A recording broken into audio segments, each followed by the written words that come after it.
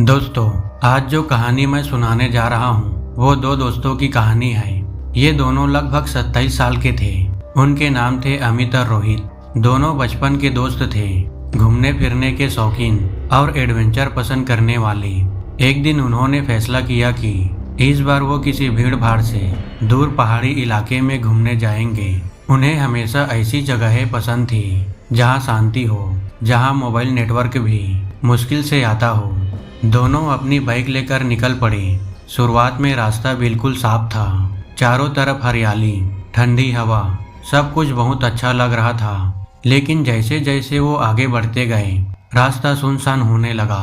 पेड़ घने होते गए और आसपास कोई इंसान दिखाई नहीं दे रहा था। रोहित ने कहा, यार ये रास्ता सही है ना? अमित ने मोबाइल देखा, नेटवर्क नहीं था, लेकिन मैप यही दिखा रहा था। कुछ देर बाद रास्ता दो हिस्सों में बट गया। उन्होंने अंदाजे से एक रास्ता चुन लिया और यही उनकी सबसे बड़ी गलती थी। करीब 1 घंटे तक चलते रहने के बाद उन्हें एहसास हुआ कि वो रास्ता भटक चुके हैं। अब चारों तरफ सिर्फ जंगल था, सूरज भी ढलने लगा था। अचानक उन्हें दूर एक पुराना सा गांव दिखाई दिया। टूटी फूटी झोपड़ियां, कुछ कच्चे घर और बीच में एक सूखा कुआं। अमित ने राहत की सांस ली और बोला, चलो यहाँ कोई ना कोई तो मिल ही जाएगा।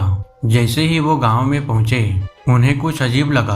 पूरा गांव खामोश, न कोई इंसान, न कोई जानवर और न ही किसी प्रकार की कोई आवाज। बस हवा की सरसराहट सुनाई दे रही थी। रोहित बोला, यार ये गांव तो बिल्कुल खाली लग रहा है। अमित ने कहा, शायद लोग कहीं गए होंगे, रात होने वाली है, यहीं रुक जाते हैं। दोनों एक पुराने घर में चले गए।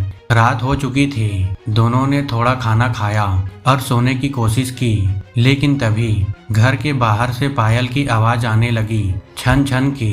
दोनों एकदम उठ कर बैठ गए। रोहित ने धीरे से कहा, तूने कुछ सुना क्या? अमित ने हाँ में सिर हिलाया। आवाज धीरे धीरे दरवाजे के पास आकर रुक गई और फिर दरवाजा अपने आप धीरे धीरे खुलने लगा। दोनों की सांसें रुक गई।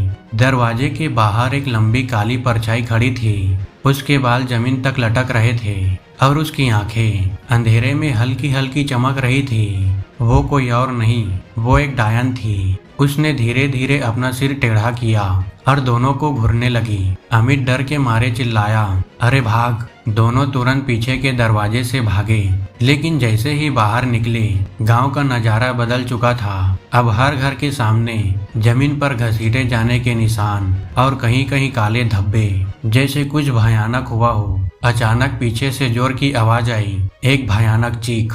दोनों ने पीछे देखा। वो डायन अब उनके पीछे भाग रही थी। उसकी चाल इंसानों जैसी नहीं थी, वो हवा में उछल रही थी। उसकी आंखें पूरी तरह लाल हो चुकी थी। दोनों किसी तरह भागते हुए गांव के बीच पहुंचे, लेकिन तभी एक और चीज सामने आ गई। वो था एक पिशाच। उसका शरीर दुबला, चेहरा खून से सना हुआ और दांत बाहर निकले हुए। वो सीधे रोहित पर झपटा। रोहित जमीन पर गिर गया। उसके हाथ पर गहरा जख्म हो गया, खून बहने लगा। अमित ने किसी तरह लकड़ी उठाकर उस पिशाच को मारा और रोहित को खींचकर वहां से भागने लगा।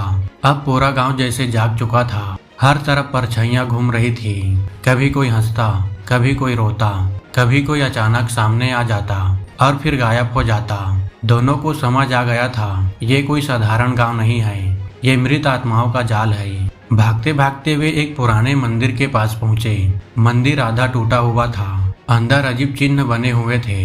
रोहित का खून लगातार बह रहा था। अमित ने कपड़ा बांधने की कोशिश की, लेकिन तभी मंदिर के अंदर से आवाज आई, तुम यहाँ क्यों आए हो? दोनों ने अंदर देखा। वहाँ एक बूढ़ा आदमी बैठा था। उसने कहा, ये गांव का भी जिंदा था, लेकिन अब यह सिर्फ भटकती आत्माओं का जाल है। जो भी यहाँ आता है वह वापस नहीं जा पाता। बूढ़े ने उन्हें एक रास्ता बताया। गांव के पीछे एक पगडंडी है, वहीं से निकल जाओ, लेकिन पीछे मुड़कर मत देखना। दोनों तुरंत भागे। पीछे से फिर वही आवाजें, चीखे, हंसी, कदमों की आहट, जैसे पूरा गांव उनके पीछे पड़ गया हो। रोहित की हालत खराब होती जा रही थी, लेकिन अमित उसे खींचते हुए आगे बढ़ता रहा। आखिरकार वे उस पगडंडी से निकलकर जंगल में पहुंच गए। कुछ दूर भागने के बाद सब कुछ शांत हो गया। दोनों ने राहत की सांस ली। रोहित ने कहा, यार पीछे देख।